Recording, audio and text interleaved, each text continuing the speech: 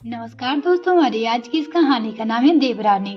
मालकिन, मैं जा रही हूँ। रमा की आवाज कान में पड़ी तो रुचिका बोली, खाना खा लिया? हाँ मालकिन, खा लिया, रमा बोली। रुचिका बोली, मैं तेरे बच्चे के लिए खीर डब्बे में भर कर रखी है, जरा लेते हुए जाना। रमा बोली, मालकिन रोज रोज आप कभी मुझे तो कभी मेरे बच्चे के लिए कुछ न कुछ देती रहती है। जब घर यह सब लेकर जाती हूँ तो बच्चे बहुत खुश हो जाते हैं। भगवान आपका भला करे मालकिन। रुचिका बोली, रमा मुझे अच्छा लगता है ये सब करना। काश मैं पहले इस बात को समझ जाती, मगर मेरी बुद्धि तो घास चरने गई थी, इसलिए तो अनजाने में वो सब कर बैठी जो मुझे नहीं करना चाहिए था। रमा बोली, क्या हुआ मालकिन, क्या कर बैठी हो आप? रुचिका चुप हो गई और बोली, कुछ नहीं रमा, तू कल समय पे आ जाना। तू होती है तो घर में मन लगा रहता है। रुचिका इस बंगले की मालकिन, बच्चे दोनों अमेरिका में सेटल थे और पति केशव सीधे रात के 10 बजे घर आते थे। केशव की फैक्ट्री दूरी पर, इसलिए सुबह का टिफिन रुचिका साथ ही दे देती थी। केशव की ड्यूटी सुबह 10 बजे से रात 10 बजे तक थी। रुचिका का इतने बड़े बंगला में अकेले दम घुटता था। आज रात को रुचिका केशव से बोली, केशव मुझे नहीं करना रहना यहाँ अकेले, बच्चे भी बाहर चले गए और तुम भी घर पे नहीं रहते। मैं अकेली बहुत बोर होती हूँ। तुम रमेश भैया और रेशमा से बात करो ना, शायद वो यहाँ वापस आ जाए, फिर भी हम सब एक साथ रहेंगे। रमेश केशव का छोटा भाई और रेशमा रुचिका की देवरानी थी। यह संयुक्त परिवार वर्षों साथ से रहा, मगर केशव के माता पिता के मरने के बाद दोनों भाई अलग हो गए थे। रेशमा और रमेश दोनों अलग होने के बाद किराए के मकान में रहते थे। केशव बोला, रुचिका तुम ही तो अलग होना चाहती थी। मेरे पैसे, मेरे बंगले और मेरी हर चीज पर तुम्हें हक चाहिए था। अब वो सब मिला गया तुम्हें। तुम्हें क्या लगता है वो लोग वापस आएंगे? तुम्हें तुम्हारी देवरानी ने ऐसा छोड़ा कि पलटकर वापस ना देखा। रुचिका को अपने किए पर शर्मिंदगी महसूस हुई और वो अतीत के गलियारों में चली गई। रुचिका और रेशमा दोनों जेठानी देवरानी कम बहनें ज्यादा लगती थी। दोनों की शादी में तो बस 2 साल का ही फर्क था, इसलिए दोनों की खूब पड़ती थी।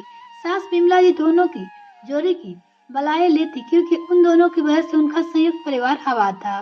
केशव बड़ा भाई होने के साथ साथ घर का किरदारदाता भी था। उसकी फैक्ट्री जोरों से चलती थी और विपरीत रमेश एक साधारण सी कंपनी में नौकरी करता था। केशव रमेश को अपने साथ फैक्ट्री में लेना चाहता था, मगर रमेश अपनी साधारण नौकरी में खुश था। उसे कमाने की बहुत लालसा नहीं थी। रेशमा भी रमेश से परेशान भी थी। वो भी चाहती थी कि रमेश यह छोटी सी नौकरी छोड़कर कुछ बड़ा करे, मगर रमेश नहीं माना। रेशमा और रमेश में अक्सर इस मसले को लेकर लड़ाई हो जाती। रेशमा चाहती थी कि रमेश केशव भैया की फैक्ट्री ज्वाइन कर ले, मगर रमेश कभी कुछ बड़ा करना ही नहीं चाहता था। वह आदमी साधारण सी नौकरी बहुत खुश था। रेशमा रमेश से कहती थी कि कहीं ऐसा ना हो कि आपकी छोटी सी नौकरी के कारण कल के दिन हमारे बच्चे बड़े होकर आप पर सवाल लगे कि संयुक्त परिवार होने पर पापा एक साधारण सी नौकरी क्यों करते थे, जबकि ताऊजी फैक्ट्री संभालते थे। पापा भी तो ताऊजी के साथ उनकी फैक्ट्री में उनका साथ दे सकते थे।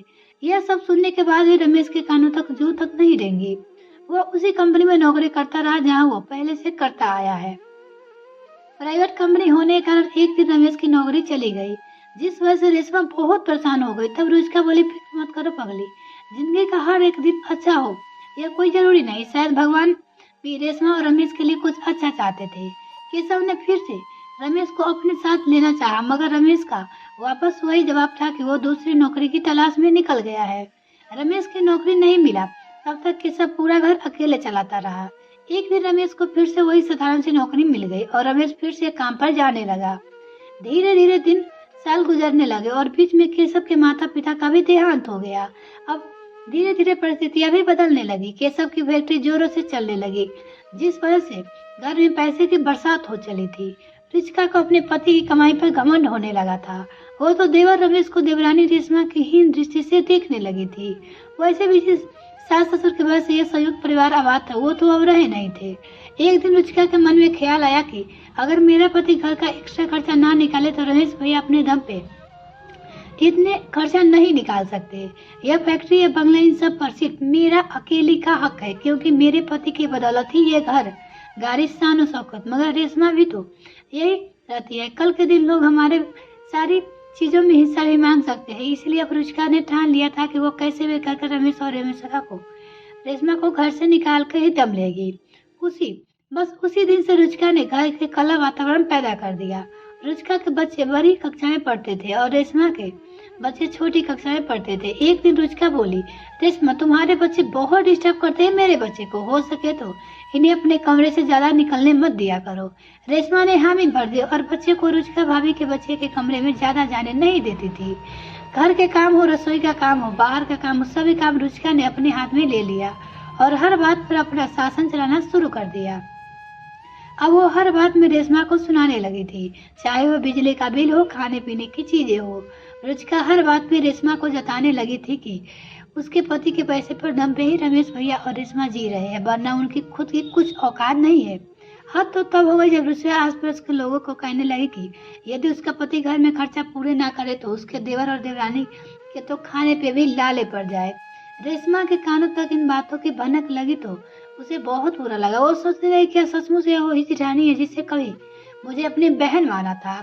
इंसान पैसे घमंड में इतना चकनाचूर हो जाता है कि रिश्ते का महत्व भी भूल जाता है, मगर वो कर भी कह सकती थी। उसने कई बार रमेश को यही साधारण नौकरी छोड़ने की सलाह दी, मगर रमेश नहीं माना था, जिसकी वजह से उसे यह सब सुनना पड़ रहा था। रमेश को भी धीरे धीरे सब कुछ समझ में आ गया। उसने रमेश से बात की और दोनों अलग घर में रहने का फैसला कर दिया। रेशमा रमेश को इस फैसले से खुश नहीं था। वो परिवार बिखरने नहीं देना चाहता था। जब उसने भाई को रोकने की कोशिश की तो रुचिका बोली, जिसकी जितनी चादर हो उसे उतने ही पाँव पसारने चाहिए। रमेश भैया की साधारण सी नौकरी में भी उन्हें और रेशमा के बंगलों का सुख नसीब हो रहा है। शायद यह बात इन दोनों को समझ में आ गई है। रमेश और रेशमा का यह बात सुनकर दिल खट्टा हो गया और उन्होंने कभी पलटकर इस घर को और नहीं देखा। रुचिका जो चाहती उसे सब मिल गया। वो खुश हो गई। वो यह सोचकर खुश थी कि अब यह सारी जायदाद, बंगले और पैसे की मालकिन वो अकेली है। धीरे धीरे वक्त गुजरता गया और रुचिका के बच्चे विदेश जा बसे और केशव अपनी फैक्ट्री में और व्यस्त हो गया। अब घर में पूरे दिन कोई नहीं रहता था उसके अलावा वही बंगला जो हमेशा सब के शोरगुल से आबाद था। आज वही बंगला रुचिका को अकेले में काटने दौड़ता है। देवरानी रेशमा और रुचिका के रिश्ते खट्टे हो चुके थे, इसलिए इतने साल से बातचीत भी नहीं बधाई थी। रमेश और रेशमा जब वहाँ घर छोड़कर गए तो एक किराए के छोटे से मकान में रहने लगे थे। केशव ने बात की मदद करनी चाहिए, मगर वो स्वाभिमानी रमेश और रेशमा ने बिल्कुल मना कर दिया था। उन्हें 1 रुपया भी नहीं चाहिए, वो लोग अपने दम पे जी लेंगे। रेशमा घर पे पापड़ बेलकर बेचने का काम करने लगी थी और रमेश भी अच्छी कंपनी में जॉब पर लग गया था। इस तरह दोनों मेहनत मजदूरी करके अपना और अपने बच्चों का खर्चा निकाल लेते थे। रुचिका के आस पड़ोस के लोगों से रेशमा से जब बातचीत करते थे, वो लोग रुचिका को रमेश और रेशमा की खबर दे दिया करते थे। रुचिका और रमेश रेशमा जब से अलग हुए थे तब से उनके बीच बातचीत एकदम से बंद थी, मगर आज रुचिका ने इतने सालों बाद सोचा क्यों ना वह रमेश और रेशमा से फोन करके बात करे, उन्हें वापस यहाँ रहने बुलाए। वो फोन करने वाली ही थी कि विदेश से उनके बेटे अमित का फोन आया। वो बोला, मम्मी मुझे यहाँ विदेश में एक लड़की पसंद आई है, उसका नाम हीना है और मैं उसकी शादी करना चाहता हूँ। रुचिका बोली, बेटा तू जब भारत आएगा तब हम आराम से बात करेंगे, इतने बड़े फैसले फोन पे नहीं लिए जाते। अमित बोला, मम्मी मैं भारत आना नहीं चाहता, इसलिए तो आपको यह बात फोन पर बता रहा हूँ। 1 महीने बाद मैं और हीना शादी करने वाले हैं, आप पापा को बता दीजिएगा। बस यही बताने फोन किया था और अमित ने फोन काट दिया। रुचिका तो यह खबर सुनकर बेचैन सी होती। उसने तुरंत केशव को फोन करके सब बताया। केशव बोला, रुचिका बच्चों को विदेश भेजने का पैसा भी तो तुम्हारा ही था। मैंने तो तब भी मना किया था कि हमारे भारत में एजुकेशन के मामले में कुछ कम नहीं है, मगर तुम मानी कहाँ थी। तुमने कहा था कि हमारे पास इतना पैसा है कि हम अपने बच्चे को विदेश भेजना चाहिए। तुम दुनिया वालों को दिखाना चाहते कि तुम्हारा पति कितना कमाता है। तुम्हारे पास इतना पैसे कि तुम्हारे बच्चे विदेश में पढ़ते थे आए। इन सब बातों की सजा भुगतने का समय आ गया है शायद। रुचिका फोन रखकर खूब रोने लगी और सोचने लगी क्यों पैसे के नशे में उसे अंधा बना दिया, क्यों वो रिश्तों को समझ नहीं पाई। आज शायद इसीलिए अकेली पड़ गई थी, कोई भी साथ नहीं दे रहा था उसका। रुचिका ने विदेश में रह रही बेटी मान्या को फोन किया और कहने लगी, मान्या तुम यहाँ कब आ रही हो। मान्या अपने फ्रेंड के साथ पार्टी में बिजी थी। वो बोली, मम्मी अभी डिस्टर्ब मत करो प्लीज। और रही बात वहाँ आने की तो मम्मी एक बार जो विदेश में बस जाते हैं वो लोग वापस भारत में नहीं बस पाते हैं। रुचिका बोली, मान्या तुझे तुम सबकी बहुत याद आ रही है। मान्या बोली, मम्मी इमोशनल फुल मत बनो प्लीज, चलो बाय, मुझे पार्टी में एंजॉय करने दो। रुचिका ने कैसे अपने ही पैर पर कुल्हाड़ी मारी थी, उसे आज यह बात समझ आ रही थी। वह उदास होकर बैठी थी कि पड़ोस वाली सौम्या जी घर आई और बोली, अरे रुचिका, सुना कुछ तुमने? रुचिका अपनी उदासी छुपाते हुए बोली, क्या हुआ सौम्या? तुम्हारे देवर रमेश का बेटा आईआई का टॉपर तो था ही, उसका जॉब भी गूगल कंपनी में लगा हुआ था। अब तो उसने तुम्हारे जैसा यूं कह तो तुमसे भी अच्छे बंगले खरीद लिया है। मैं आज सुबह उन्हीं के घर गई थी, चारों बहुत खुश थे, बहुत बड़े बड़े। ऐसा रेशमा के दोनों बच्चे बहुत होशियार निकले, इतने होशियार कि माँ बाप की गरीबी ही दूर कर दी। रेशमा के बच्चे में संस्कार भी कूट कूट कर भरे थे है। धन्य है ऐसे माँ बाप बाप जो बच्चे को इतनी अच्छी परवरिश देते हैं। रुचिका एक अक्षर ना बोल पाई और रोजने लगी कि हाँ, सच ही तो कह रही है सौम्या। जिन बच्चों को अपने माता पिता को इतनी मेहनत करते देखा, जिन बच्चों को खेलने कूदने की उम्र उन्हें चीजों को तरसना पड़ा होगा, वो बच्चे होशियार निकले। और जिन बच्चे को यह सिर्फ ऐशो आराम और पैसा देखा, वो लोग अब विदेश से वापस भी नहीं आना चाहते हैं। रुचिका आज अपने आप को बहुत तन्हा महसूस कर रही थी और उस अपने किए की कीमत इस तरह चुकानी पड़ेगी, उसने कभी यह सपने में भी नहीं सोचा था। रुचिका को अपने किए पर पछतावा था। कभी कभी रुचिका काम वाली बाई रमा से बतिया लेती थी और कहती थी, रमा, कभी भी जमीन जायदाद के चक्कर में अपने को मत छोड़ना, क्योंकि अपने से ही घर आबाद है। दोस्तों, जेठानी देवरानी में अक्सर यह बात को देखने को मिल जाती है कि अगर एक के पास पैसा ज्यादा हो, वो अपनी अकड़बाजी दिखाने में चूकती नहीं, मगर लक्ष्मी तो चंचल है।